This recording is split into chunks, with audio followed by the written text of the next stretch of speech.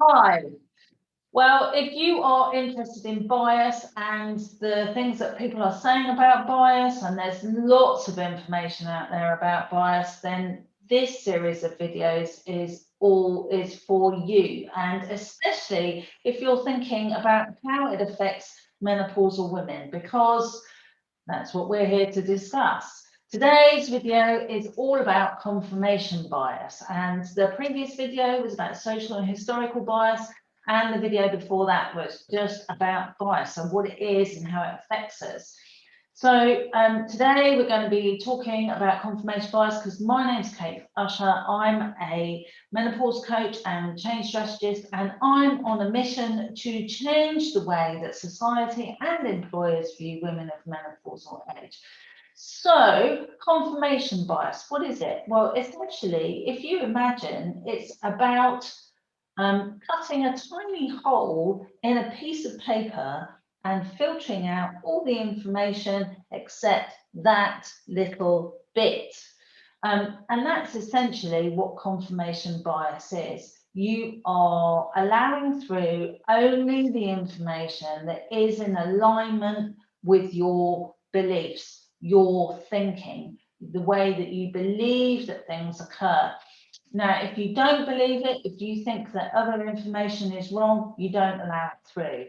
You basically say, no, sorry, I don't believe that, and you don't even see it. And if you think that that's what the algorithms in our social media feed are doing, they're looking at what we're looking at, they're looking at where we're shopping, we're looking at the people that we listen to, the people that we watch, the people that we talk to on various social feeds, and they give us more of it. They don't challenge us, they just give us more so that we stay within our own belief echo chamber. There is nothing that says, actually, have you ever thought of it in this way? So in short, confirmation bias is simply ignoring everything else other than those things which are in alignment with your existing thoughts. So they are confirming and reaffirming your existing way of thinking. It means that if you have a set of beliefs about menopausal women and historically they have been extremely negative, if you have a set of beliefs about them, then and they are negative, then what will be happening is that when women declare that they are menopausal, you will be accessing that set of information. Now, a woman may have burst into tears in the office, and she may be fantastic and amazing 99.999% of the time, but she burst into tears once, and that confirms a negative belief that menopausal women are too emotional to be in the workplace, or too difficult, or inappropriate, or over the hill, or past it. Now, it is not only offensive, but it is so narrow. But that's how confirmation bias works. It only sees that one instance that then is used to confirm the belief. Now, your brain is doing this without you thinking. But if there is a little knocking at the door that goes, oh God, I did actually think that about someone the other day, then amazingly, you are at the point of opportunity. You are at the point of change. And that's great, because then you get to change the way that you think about menopausal women. So let's take this from three positions, shall we? Firstly, we're going to look at it from the boss, then we're going to look at it as a colleague, and then we're going to look at it as a team member. Okay, so as a boss, if you have negative beliefs, bias about menopausal women, and you have a woman on your team who maybe is starting to struggle with her symptoms and has asked for a meeting and has said that she needs to talk to you about her menopause. Now, if you have confirmation bias, then what will be happening is you will be filtering out all of the amazing work that this woman is doing and just looking at those few instances when the woman may have burst into tears, got angry, had hot flushes, forgot something in a meeting, didn't make a deadline, all of those sorts of things. You'll be just focusing on those small things instead of the enormity of their contribution and the work that they do.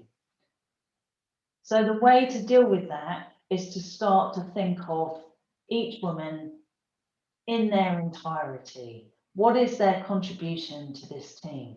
What is the work that they're doing? What is historically, what have they been, what is their work history, and also what is their projected career? Where are they going? Where is it's if it was any other person in the office, where would you be imagining that they would be?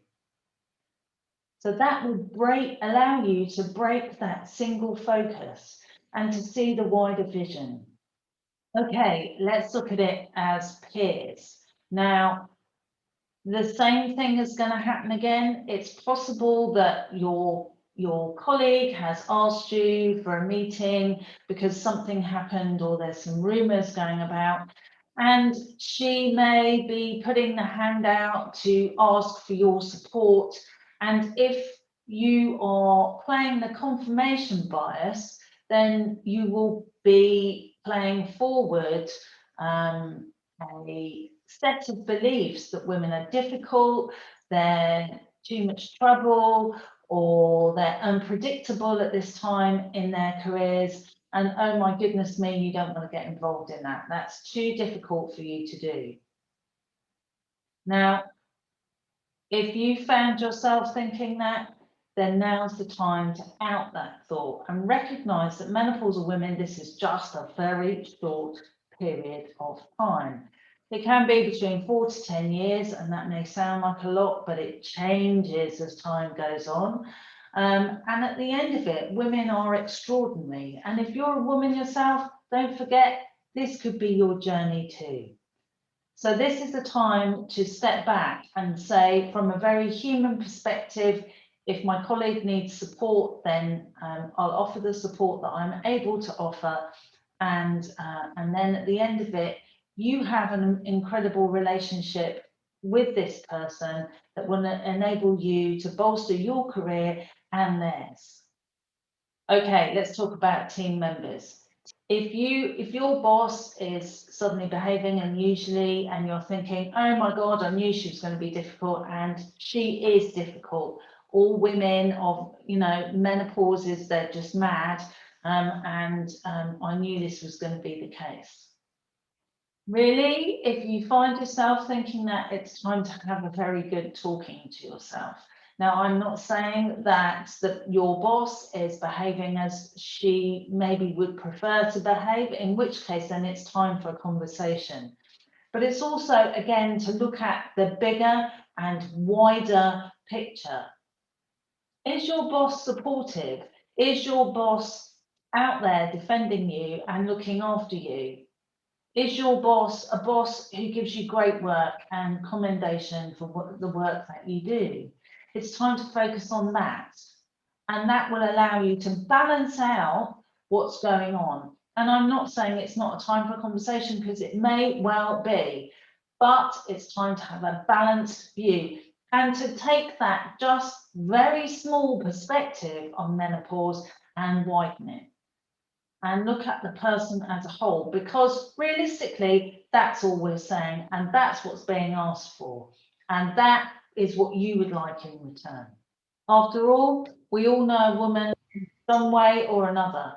We all have a mother or a sister. We all have a mother, a sister, a female colleague, a female friend, a partner. We all have relationships with women. It's time to expand our beliefs about what menopause is and recognise women are complex beings just like men, and that they need support at this time. It's not time to look back and just feed into a historic and outmoded belief. That's it for today. The next video is all about, let me just check, first impressions. Well, who would have thought that first impressions was about bias? Well, blimey, it is. So let's, I'll see you in the next video. Please subscribe, and I will see you soon.